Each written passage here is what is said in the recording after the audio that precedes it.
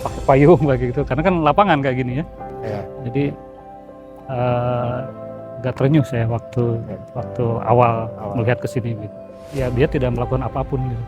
Lalu izin ini diberikan di momen bersejarah. Dengan matanya, dengan ucapannya dan itu kepuasan yang luar biasa menurut saya yang ya sulit lah kata-katanya bisa dirasakan gitu. Ini Wah ini buat alat sholat. betul. Oh, luar biasa. Ini dengan pakaiannya baju koko.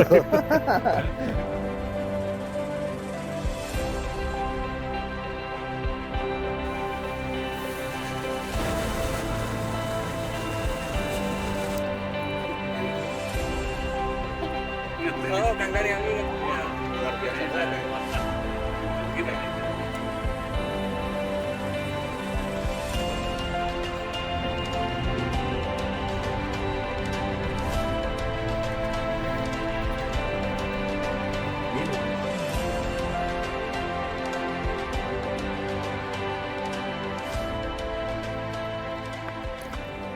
Jadi ini ya, Ya. Kang Dani ya, Ya, ini lahannya. luas tanahnya ini ya, lahannya yang Ya.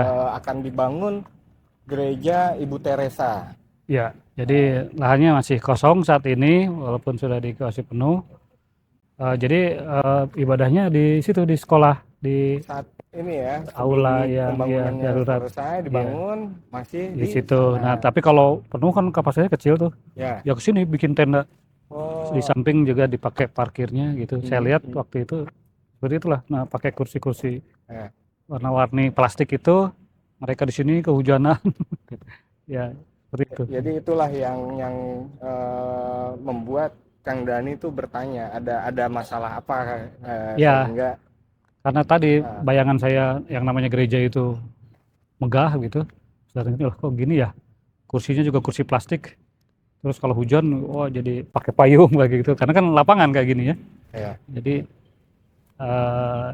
agak terenyuh saya waktu awal melihat ke sini gitu. Nah, setelah melihat lahan terus sebelum menandatangani izin, mungkin Kang Dani sempat menyapa warga, sosialisasi bahwa akan ada dibangun gereja. Pernah nggak? Kalau sosialisasi sendiri sebenarnya sudah bertahun-tahun ya. Dan ya, makanya saya cukup ngecek ke tokohnya aja gitu. Oh. Kebetulan kalau di sini umumnya sih ya warga yang sudah cukup well educated lah ya. Okay. Justru yang ramai-ramai itu yang agak jauh sana di desa yang di ujung gitu, yang masih memang kampungan asli gitu, yang agak kekhawatiran.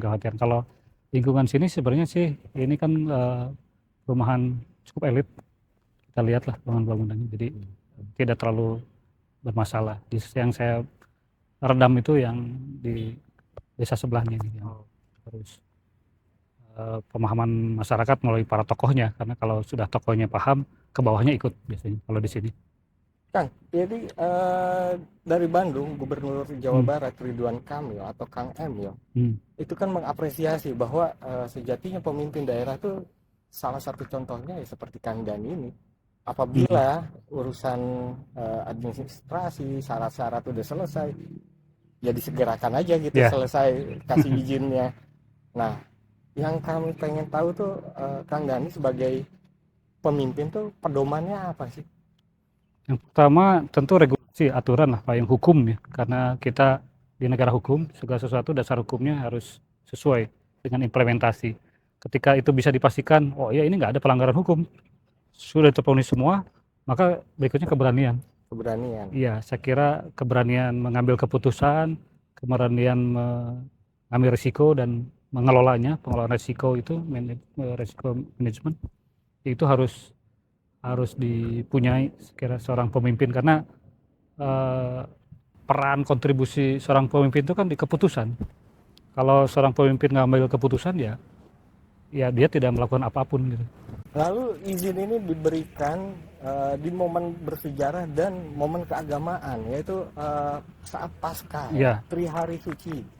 Nah, Kang Dani sendiri tertangkap kamera menitikkan air mata. Mengapa seperti itu? Ya, saya juga tiba-tiba aja ketika menyampaikan bagaimana kedatangan saya pertama kali ke sini waktu itu, ya tadi sedang meninjau vaksinasi, langsung kebayang aja gitu dalam pikiran itu, di depan mata saya itu kondisi waktu itu, karena memang agak sedikit hujan, jamaah sedang ada yang berkegiatan ya dengan pakai kursi-kursi plastik itu kehujanan gitu. Iya. Dan ya tadi karena bayangan saya awalnya ini gereja yang megah, ternyata ini gereja darurat gitu. Tiba-tiba saja saya tertegun gitu ya, dan itulah yang membuat salah satunya motivasi saya untuk bisa membantu perizinan gereja ini secepat mungkin. Iya.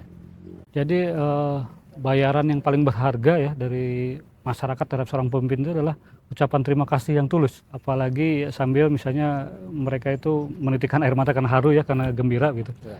Nah itu Jadi nggak ternilai. jadi hari itu tidak hanya Anda tapi mereka juga menitikkan air mata ya. Iya gitu. Luar Karena biasa sekali. ya bisa dibayangkan lah 18 tahun ya, tidak ada kepastian. Begitu akhirnya Pak Gubernur bisa menunjukkan ini loh dokumen izinnya dan diserahkan di depan halayak, ya saya merasakan betul gitu bagaimana mereka berterima kasih dengan matanya, dengan ucapannya, dan itu kepuasan yang luar biasa menurut saya, yang ya sulit lah berkata-katanya bisa dirasakan gitu. Kang Dani sendiri udah nerima ininya belum? Apa master plan pembangunannya? Apa? Sudah kan. Oh, udah lihat ya. Iya.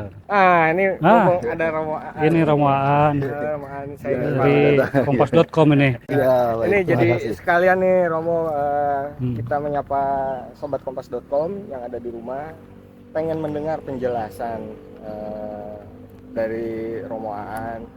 Yang pertama-tama adalah bagaimana reaksi umat ketika izin yang dinantikan selama ini, izin yang didamba-dambain selama ini akhirnya tuntas turun dari Pemkab Kabupaten Bekasi. Yang pasti reaksi umat ketika diumumkan paling tidak secara resmi ya oleh Kang Dani pertama-tama di ibadah Jumat Agung itu senang sekali. Mereka bersorak gembira karena ya yang dirindukan tentunya itu ya. Tapi di satu sisi ada juga yang karena kan belum ada hitam di atas putih ya waktu itu kan, masih hanya disampaikan begitu. Ada juga yang menyampaikan, Romo saya kira hanya janji-janji seperti yang dulu-dulu gitu. Nanti seperti itu masih gitu. Belum Jadi, percaya.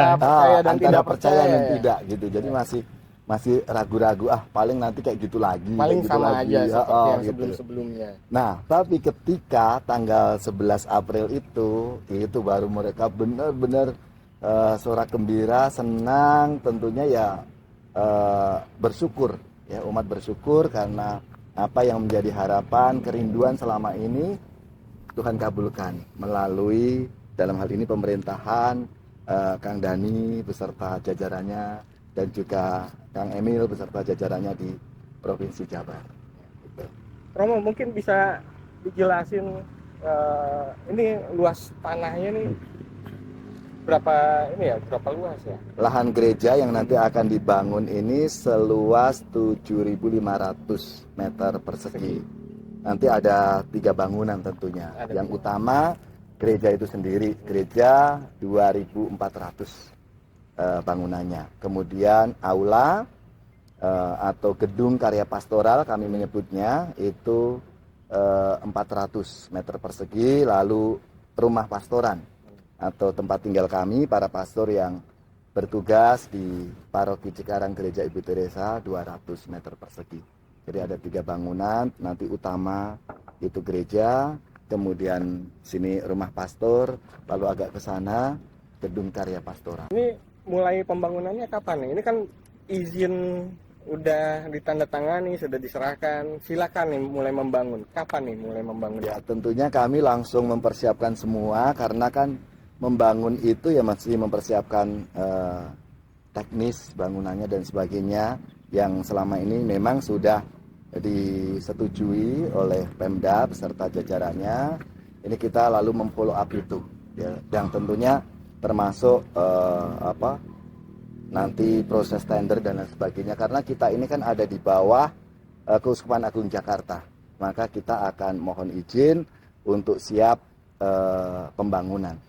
Nanti kurang lebih ya persiapan ini kita sudah sudah hampir matang ya untuk kita mulai nanti peletakan batu pertama lah gitu. Ya, kapan tuh? Harapannya sih bulan Juni ya. Bulan Tahun Juni. ini? Iya, Oh, tahun bulan. ini. Itu supaya nanti langsung segera kita bisa mulai membangun secara keseluruhan. Nah, harapan Romo Aan ke depannya seperti apa nih untuk toleransi beragama di Indonesia, Pak Nudi?